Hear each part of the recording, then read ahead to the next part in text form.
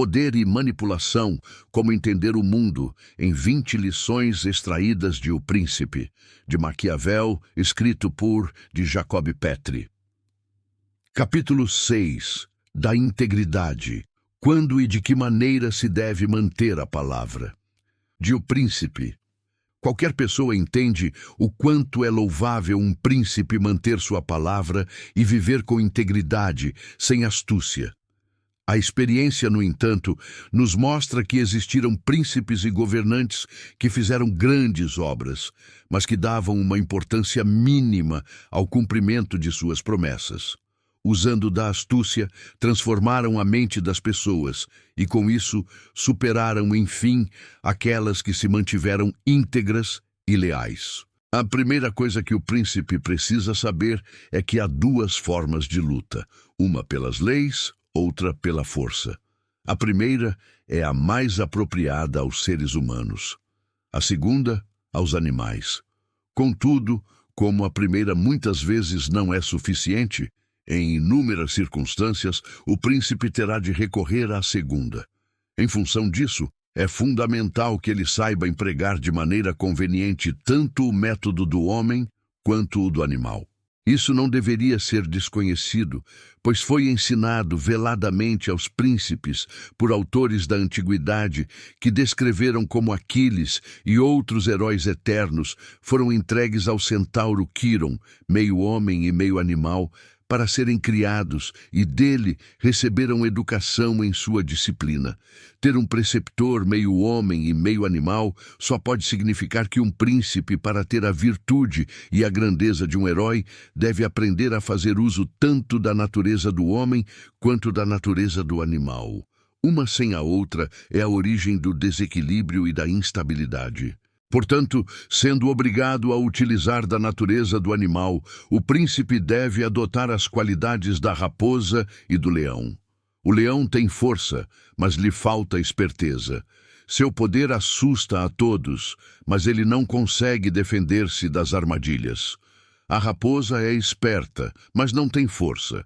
Ela tem facilidade de se livrar das armadilhas, mas não consegue defender-se dos lobos. Dessa forma, é preciso ter a natureza da raposa para descobrir e defender-se das armadilhas, e a do leão para amedrontar e defender-se dos lobos. 2. Aqueles que apenas adotam a natureza do leão, isto é, a força e a retidão, não entendem o risco que correm e dificilmente chegarão a se consagrar no poder. Para obter êxito na busca pelo poder, embora necessite força, você não pode ser previsível como o leão. Isso o tornaria presa fácil dos inimigos. Você deve ser também astuto como a raposa. Desse modo, um príncipe sábio não pode nem deve guardar a palavra empenhada quando isso for contra seus interesses ou quando os motivos que o forçaram a fazer a promessa deixarem de existir. Se todas as pessoas fossem boas, tal preceito seria mau e não se sustentaria por falta de legitimidade. Mas, considerando que os indivíduos costumam ser falsos e não guardariam suas promessas com o príncipe, ele também não está obrigado a cumprir as promessas que fez a eles. Além disso, nunca faltaram desculpas aos governantes para justificar e dissimular a quebra de uma promessa. Sobre isso, eu poderia dar incontáveis exemplos, todos demonstrando convenções e promessas que se tornaram nulas e sem efeito pela infidelidade dos que as fizeram. E dentre eles se deu melhor aquele que melhor soube adotar as qualidades da raposa. Contudo, é necessário saber disfarçar muito bem essa natureza, tornando-se excelente simulador e dissimulador. Essas atitudes funcionam perfeitamente porque as pessoas se distraem com coisas tão simples e se ocupam tanto com as necessidades diárias que aquele que estiver disposto a enganar encontrará sempre a quem enganar e não raras vezes, logo em seguida, encontrará também o perdão ou o esquecimento daquele a quem enganou. 3. Em relação ao que afirmei acima, há um exemplo do meu tempo que não gostaria de deixar passar. O Papa Alexandre VI. Não conheci ninguém que tivesse maior habilidade em prometer coisas que simplesmente não cumpria, mesmo que o fizesse com juramentos firmes e solenes. Alexandre VI não fez outra coisa, nem pensou em fazer, a não ser enganar os outros, uma vez que encontrou sempre um número suficiente de vítimas e oportunidades para agir dessa forma. Seus enganos sempre saíram a contento, porque ele conhecia muito bem a deficiência da natureza humana descrita acima e tirava o máximo proveito dela. Ao retratar o caráter de um príncipe, haveria que se dizer que é indispensável que ele cultive somente virtudes como caridade, fidelidade, humanidade, integridade e religiosidade. Entretanto, no mundo real, do qual tratamos aqui, o príncipe não precisa possuir todas essas qualidades, basta que aparente possuí-las. E, indo ainda mais longe, até me atreveria a afirmar que se possuísse todas essas qualidades e as usasse o tempo todo, elas, sem dúvida, lhe seriam prejudiciais, ao passo que aparentar tê-las lhe seria extremamente benéfico. É preciso, de um lado, parecer efetivamente piedoso, fiel, humanitário, íntegro e religioso, e, de outro, ter o ânimo de agir de maneira oposta quando as circunstâncias demandarem que assim o seja. 4. Pode-se concluir disso tudo, portanto, que um príncipe, sobretudo em início de carreira, não pode seguir todas as coisas a que são obrigados os homens tidos como bons, mas que, ao contrário, para conservar o poder, ele é, muitas vezes, obrigado a agir contra princípios como a caridade, a fé, a humanidade e a religião. Por isso, é necessário que ele tenha uma mente disposta a voltar-se para os rumos a que os ventos e as mudanças da sorte o impilam. E, como já deixei dito antes, não evitar ou se afastar do bem quando é possível praticá-lo, porém, não hesitar em entrar para o mal se a isso for forçado. O príncipe deve, contudo, ter extremo cuidado para falar apenas coisas que revelem claramente as virtudes antes apontadas: piedade, fidelidade, humanidade, integridade e religião, para que ele aparente tê-las. E entre todas essas qualidades, eu diria que não há nenhuma que seja mais necessária do que a religião. É que as pessoas, em geral, julgam muito mais pelo que veem do que pelo que percebem. E todos podem ver e ouvir, porém poucos são capazes de perceber para além das aparências.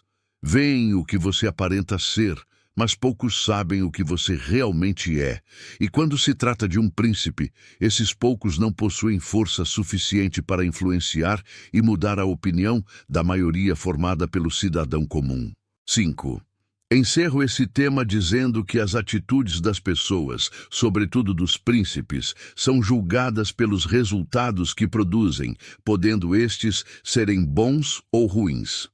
Por essa razão, um príncipe deve sempre procurar vencer e conservar suas conquistas. Os meios empregados para alcançar esses objetivos serão sempre julgados honrosos e louvados pelos vulgos, que compõem a maioria e que se deixam levar facilmente pela aparência e pelos resultados alcançados, e o mundo é formado pelo vulgo.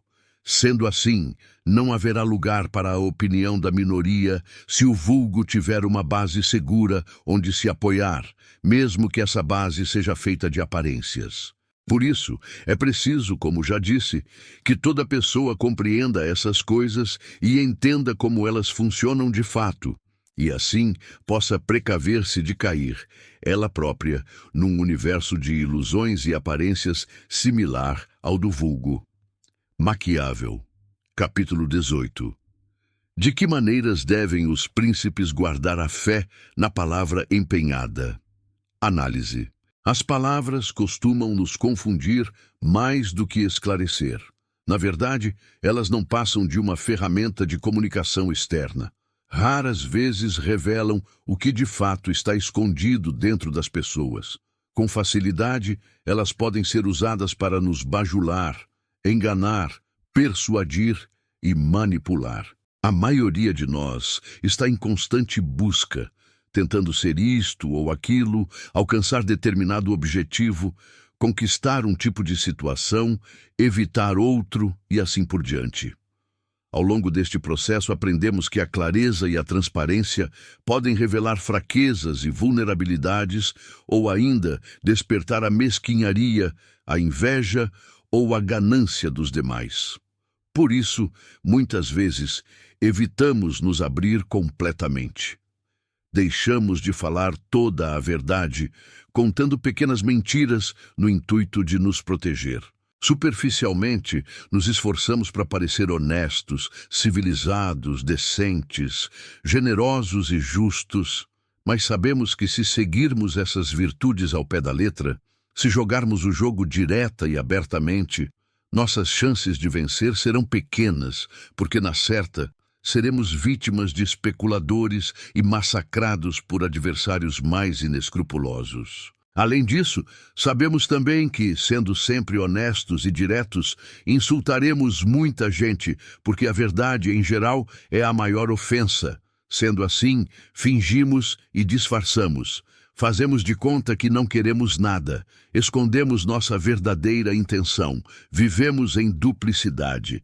Em vez de dizer o que verdadeiramente pensamos, falamos o que o outro quer ouvir, criando um enorme faz de conta, um teatro de aparências. No palco, tudo parece calmo e sob controle, perfeitamente em ordem. Mas no palco, as pessoas deixam de lado quem de fato são para representar determinados papéis. É quando as cortinas se fecham que as emoções negativas emergem. Na escuridão dos bastidores é onde os dramas são armados e a ganância, a inveja, o ódio e o desejo de domínio e manipulação reinam quase absolutas. Pare e pense sobre isso por um momento. Se analisar suas relações por todos os ângulos possíveis, verá que esse é um processo contínuo, interminável. E a maioria de nós está satisfeita com ele, porque esse processo, no fundo, nos dá a sensação de proteção. Mas o que você não pode, como vimos no capítulo pleno, é ignorar as coisas como elas são. Por isso, se você busca poder, sucesso e liderança, não seja ingênuo a ponto de se deixar conduzir apenas por palavras e aparências. Você precisa entender que a maioria dos indivíduos usa as palavras para se defender, para dissimular suas verdadeiras intenções e despistar você do que elas realmente pensam, sentem e desejam. Estudos convincentes apontam que, num processo de comunicação regular, menos de 20% do que na realidade importa é dito de forma direta, através de palavras. Repito, menos de 20%. Portanto, a partir de hoje, empenhe-se para conhecer as pessoas num nível mais profundo. Não se perca em distrações e aparências. Vá além das palavras dos outros. Descubra o que os motiva, qual o interesse oculto por trás do que dizem.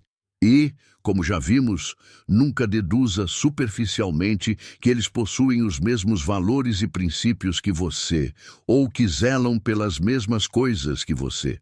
Porque, quase sempre, eles não pensam e não acreditam naquilo que você pensa e acredita. É por esse motivo que a habilidade de compreender o que motiva as pessoas é a principal chave da liderança eficaz, do poder e do sucesso. Como disse no começo deste livro, se você sabe o que o outro busca, o que ele quer e precisa, a necessidade que existe por detrás de suas ambições, lágrimas, ansiedades, seus desejos e medos, você pode se oferecer para suprir essa necessidade. E isso lhe dará um poder incrível. O problema é que poucos têm a capacidade de entender as necessidades alheias. Na maioria das vezes, apenas ouvimos aquilo que queremos ouvir. Nossa mente está confinada a um canal pequeno e estreito, no qual ela projeta nossos próprios desejos através do que ouvimos. Temos uma ideia em nossa cabeça e adequamos tudo a essa ideia.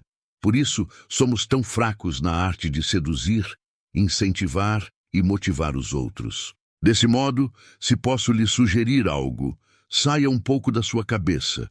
Se desapegue por instantes das suas ideias e dos seus sonhos, das suas necessidades e obsessões pessoais e mergulhe na mente das pessoas à sua volta. Procure enxergar a interioridade delas, ir além do que elas dizem, entender e transcender o desejo vago e raso que elas manifestam.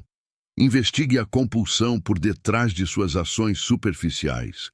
Descubra o que elas realmente querem e ajude-as a conquistá-lo. Se você fizer isso, obterá tudo o que quiser e muito mais.